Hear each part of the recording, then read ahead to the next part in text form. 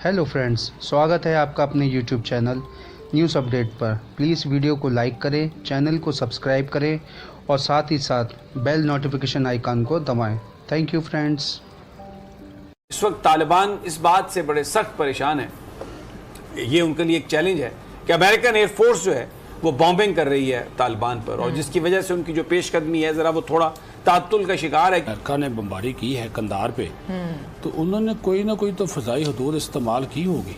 इसके बारे में कोई खामोशी है हर तरफ, वो किसी न किसी रास्ते से गुजर के आए होंगे। वैसे ये तो बड़ा एक $1 मिलियन क्वेश्चन है। पर कंधार के नज़दीक जो बॉम्बिंग हुई है वो आपको जो टेरिटरी है वो पाकिस्तान की फ़ज़ाई हदूद के अलावा मुझे कोई और जगह समझ नहीं है। ईरान के ऊपर से तो वो गुजर ले। तालिबान पर जो इन्फ्लुएंस है पाकिस्तान का वो उसको इस तरह से वो ट्रांसलेट हुआ है कि जो तालिबान है वो चाइना के साथ है। वहाँ पर जो इम्पोर्टेंट बात है, इस वक्त तालिबान इस बात से बड़े सख्त परेशान है, ये उनके लिए एक चैलेंज है कि अमेरिकन एयरफोर्स जो है वो बॉम्बिंग कर रही है तालिबान पर, और जिसकी वजह से उनकी जो पेशकदमी है ज़रा वो थोड़ा तातुल का शिकार है, क्योंकि तालिबान के पास कोई एयर पावर नहीं है। तो चाइना से वो इस हवाले से चाहते हैं कि उन्हें कोई सपोर्ट मिले। अगर कोई एयर पावर नहीं मिल सकती तो कोई ऐसे मिसाइल मिल जाएं जिससे वो अमेरिका का मुकाबला कर सकें। चाइना इस जंग में शरीक नहीं होना चाहता, वो इसमें पॉलिटिकल सपोर्ट उस गवर्नमेंट को देना चाहता है जिसको अफगान अवाम इलेक्ट करें। चाइना इस मामले में कोई दो नंबरी नहीं कर रहा, लेकिन बहरहाल तालिबान को उन्होंने अपनी सपोर्ट का यकीन दिलाया। तो एक कलीना बड़ा एक सिनेरियो डेवलप हो रहा है। अमेरिका और चाइना और जो बैटल ग्राउंड बनने जा रही है वो अफगानिस्तान, और उसमें आप देखें इत्तेफाक आज दोनों जो मुतहारिब ग्रुप हैं, एक इंडिया में और दूसरा चाइना। देखिए सर, बेसिकली बहुत से जो लोग हैं वो ये समझते हैं कि अमेरिका यहाँ से एक्चुअली जाने नहीं चाहता था। ठीक है, ये जो अमेरिका ने अचानक से एकदम से इनखला का प्लान बनाया, और एक ऐसा बल्कि प्लान है ही नहीं है, इनखला किया है किसी प्लान के बगैर, उसका एक जो सबसे बड़ा रीज़न है वो चाइना और सी पैक है। अब डेफिनेटली सी बात है, अगर इनखला करता है अमेरिका यहाँ से अचानक, तो इंस्टेबिलिटी आएगी अफगानिस्तान में। उसका इम्पैक्ट किधर जाएगा? उसका इकोनॉमिक इम्पैक्ट होगा पूरे रीजन के ऊपर। उसका हम अफगानिस्तान के बिल्कुल साथ हैं, हमसाया हमारा मुल्क है, और बहुत से और भी हमारे हवाले से सवाल किए जाते हैं कि तालिबान के साथ मुज़ाकरात और सारी चीजें। सही कह रही हैं आप, इंस्टेबिलिटी होगी, सी पैक नहीं चल सकेगा, उसका इम्पैक्ट हम पर आएगा। तो मेरे ख्याल में चाइना ने जिस तरीके से तालिबान को लेकर चल रहा है, पाकिस्तान का एक अहम किरदार है इसके ऊपर, और चाइना जिस तरीके से तालिबान को लेकर चल रहा है, बहुत सी खबरें ऐसी भी आ रही थी कि अगर खुदा न खास्ता कोई इंस्टेबिलिटी होती है अफगानिस्तान में तो चाइना जो है वो अपनी फोर्सेस भी भेज सकता है।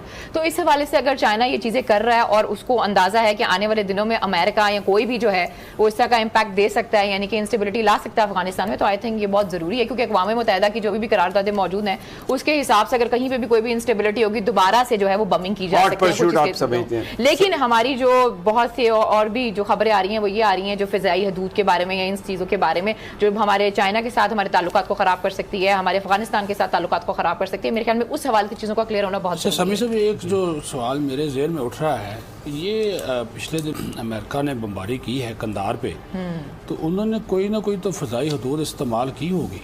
इसके बारे में कोई खामोशी है हर तरफ, वो किसी न किसी रास्ते से गुजर के आए होंगे। वैसे ये तो बड़ा एक $1 मिलियन क्वेश्चन है, और शायद इसीलिए देखिए मैं आपको बताऊं, बहुत सारी चीज़ें पब्लिकली नहीं करती हुकूमतें। मैं देख रहा था अमेरिकन मीडिया को कि जिसमें वो ये कह रहे थे, उनके जो सेक्रेटरी हैं, कि हमने उस रीजन में एक बेस ले लिया है, अड्डा हमें मिल गया है।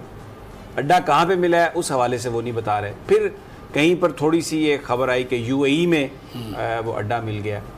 अच्छा, अब अगर हम देखते हैं कि यूएई से वो जहाज़ उड़े हों या उनके जो कैरियर हैं समंदर में वहाँ से वो जहाज़ उड़े हों, तो अफ़गानिस्तान पहुँचने के लिए ख़ास तौर पर कंधार के नज़दीक जो बॉम्बिंग हुई है, वो आपको जो टेरिटरी है वो पाकिस्तान की फ़ज़ाई हदूद के अलावा मुझे कोई और जगह समझ नहीं है। ईरान के ऊपर से तो वो गुजर नहीं सकते। जी जी बिल्कुल। तो ये एक सवाल है। अब हम इस चीज़ों को, हमारी जो हुकूमत है, हमारे जो इदारे हैं, definitely they are mindful of that, और वज़ीर आज़म बिल्कुल क्लैरिटी के साथ कह चुके हैं कि कोई हम इस्तेमाल नहीं होंगे। तो मुझे लगता है कि ये जो नेशनल सिक्योरिटी एडवाइज़र हमारे और जो DGISI हैं, ये जो अमेरिका रश किए हैं, ये शायद उस सिचुएशन को समझने के लिए, उसको रोकने के लिए, उससे बचने के लिए कोई बात डेफिनेटली हुई होगी कि हम या तो अगर इस्तेमाल होनी है पाकिस्तान की फ़ज़ाई हदूद तो फिर वो अमेरिकन जो वहाँ पर इंटरेस्ट हैं उनके डिफेंस के लिए सिर्फ उसको आप कन्फाइन कर सकते हैं। ये गारंटीज चाह रहा होगा पाकिस्तान के वो आप तालिबान पर हमले के लिए इस्तेमाल नहीं करेंगे, क्योंकि अभी जो बॉम्बिंग हुई है ये तो अफगान नेशनल आर्मी की सपोर्ट में हुई है। बिल्कुल, मैं आपको एक मिसाल देता हूँ, जैसे पाकिस्तान के जो जहाज़ हैं F-16 वो डिफेंस के लिए हैं, वो किसी मुल्क पर हमला करने के लिए नहीं है। आपको याद होगा जब ये इंडिया का जहाज जब गिरा था और यहाँ पर वो उनका पायलट मूंछों वाला गिरफ्तार भी हुआ था, तो वो उस वक्त इंडिया ने कहा था कि जी ये F-16 से जहाज गिराया है। उनका मकसद ये था कहने का कि जी वायलेशन हुई है ये अमेरिका के साथ जो पाकिस्तान का मुआहदा है, क्योंकि ये हमले के लिए इस्तेमाल हुआ है, जबकि पाकिस्तान ने कहा कि ये हमारे प्लेन है डिफेंस के लिए, अग्रेसर इंडिया था। तो अब ये बड़ा आपका सवाल जो है ना, इट्स वेरी पर्टिनेंट। मैं I am not privy to that information, और ये बहुत अहम नेशनल सिक्योरिटी का मामला है। We should not do any speculation, इसका जवाब आना चाहिए, कौम को एतमाद में लेना चाहिए, क्योंकि इस वक्त कौम बिल्कुल मुकम्मल तौर पर पाकिस्तान की हुकूमत के साथ है। पाकिस्तान की हुकूमत और पाकिस्तान की अस्करी क़यादत वो सेम पेज पर हैं, मिलकर वो मुकाबला। और आज भी इमरान खान ने बिल्कुल जो आईना दिखाया है अमेरिका को, बिल्कुल मैं समझता हूँ कि पतलून उतार दिया उनकी कि ये अफगानिस्तान में जो कुछ हो रहा है ये आपकी वजह से हो रहा है। जब आप कहते हैं कि जी लड़ाई करनी है, फिर बाद में 20 साल की आप कहते हैं बात करनी है। अगर लड़ाई आप समझते थे सही रास्ता है तो फिर बातचीत क्यों कर रहे हैं? और अगर बातचीत सही रास्ता थी तो 20 साल पहले आपने वो लड़ाई शुरू की क्यों की, जिसमें आपने लाखों लोगों को बेदखल किया और इतनी आपने हलाकतें की? और फिर अगर आपने बातचीत करनी थी तो उस वक्त बातचीत नहीं की जिस वक्त आपकी पोजीशन मजबूत थी और हमें आपने मुसीबत में डाल दिया। So very interesting scenario. बहरहाल तालिबान 9 मेंबर उनका एक हाई लेवल डेलीगेशन चाइना मुल्ला ब्रादर की सरबराही में, और वहाँ पर चाइनीज़ ने उनसे आज वज़ीर ख़ारजा से उनकी मुलाकात भी हुई और उनसे उन्होंने कहा कि आप जो इस वक्त जो अमेरिका कोशिश कर रहा है कि किसी तरीके से वो जो दोबारा वो जो एक होती है ग्रुप बना के तो सिंकियांग में और दूसरी तरफ मामला गर्म करे, उसको आपने रोकना है, उससे आपने चाइना को बचाना है, तो ताकि इसी से खित्ते में आएगा अमन आएगा और फिर सी पैक जो है उसमें अफ़गानिस्तान की भी शिरकत होगी, उसका बेनिफिट उन्हें मिलेगा। दूसरी जानब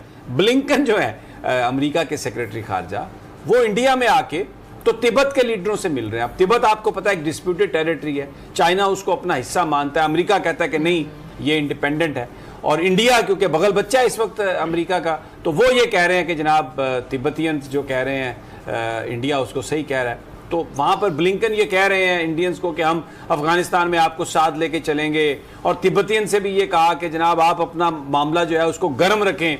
और फिर दूसरी, क्योंकि इस वक्त जो बहुत सारी जो इंतहा पसंद तंजीमें हैं जिनको बज़ाहिर ये कहा जाता है कि वो मुस्लिम तंजीमें हैं, वो सारी की सारी इंडिया ने एक सिंडिकेट बना के वो उनको इस्तेमाल कर रहा है ताकि एक तो इस्लाम का नाम बदनाम हो, दूसरा पाकिस्तान का नाम बदनाम हो, और वो सारे के सारे जो ग्रुप्स हैं उनके, वो इस वक्त भारत ही उनको उस दहशतगर्दी को एक्सपोर्ट कर रहा है, क्योंकि सोच उनकी वही RSS वाली है।